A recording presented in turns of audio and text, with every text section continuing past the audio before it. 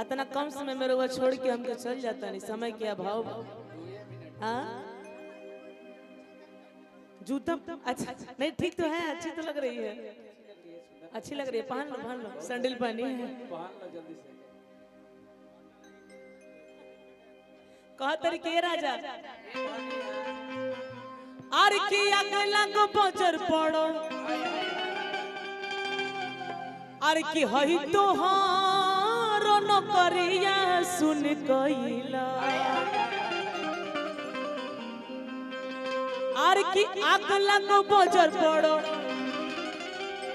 अरे हई तो हारो न करिया सुन कइला ए राजा सुन कइला का राजा हमारो से जड़िया सुन कइला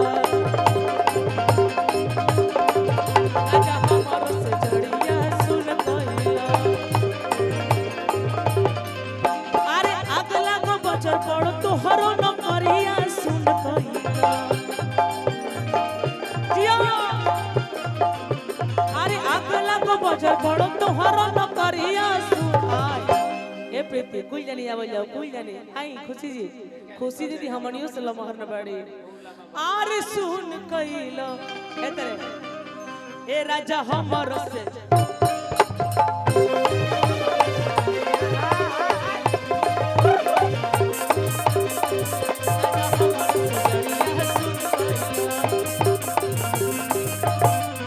चढ़ली जवनिया में बड़े नसैया चढ़ली जवनिया में बड़े नसैया देवर हो दापन मोर करी हैया दापन मोर करी हैया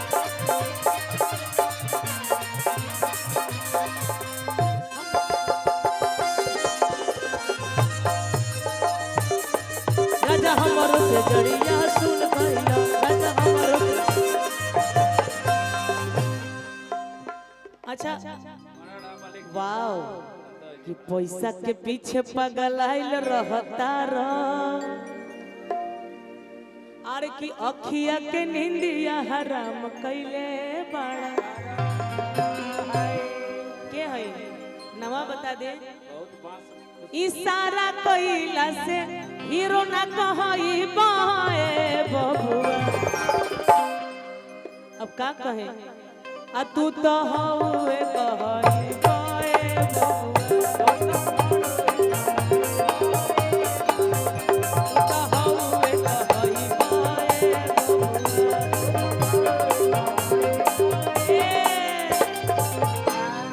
ऐसी मस्ती है बस मजाक है पैसा के पीछे पगलाइल रहता रा अखिया के निंदिया हराम कइले बाड़ा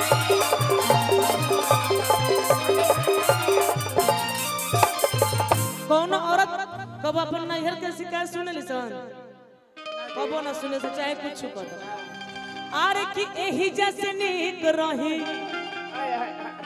आय अपना पापा के दुआरिया सुन यही जैसे निक रहनी अपन बाबूजी के कोठरिया ए राजा जी सुन कइला आ राजा हमरो से जड़िया राजा हमरो से जड़िया सुन कइला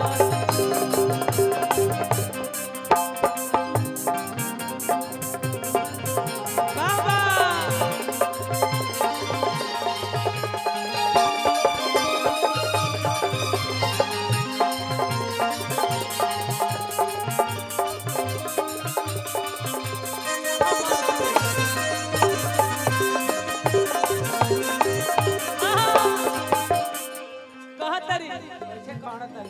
रहला तू खाली शादी करे खातिर आ चढ़ली जवानी बर्बादी करे खातिर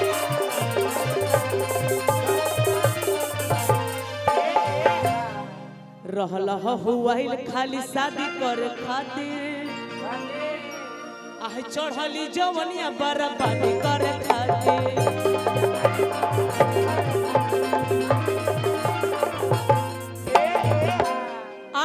जखमी जितेंद्र आवे, अरे जखमी जितेंद्र आवे मुहावा से करिया सुन कइला। अरे जखमी जितेंद्र आवे मुहावा से करिया सुन कइला। आय है सुन कइला। सर की तरफ से इतना प्यारा पुरस्कार है भाई। हाँ डू इट ना। हाँ हो बुला रहे धनंजय जी को।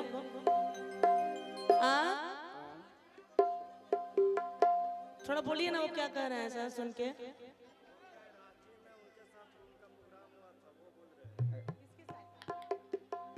तो धनंजय जी को बुलाए ना। हाँ तो बुला लेंगे हम। अरे सुन कइला आ राजा हमरो से जड़िया सुन कइला। राजा हमरो से जड़िया सुन कइला।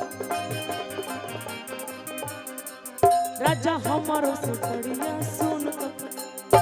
हमरो से जड़िया सुन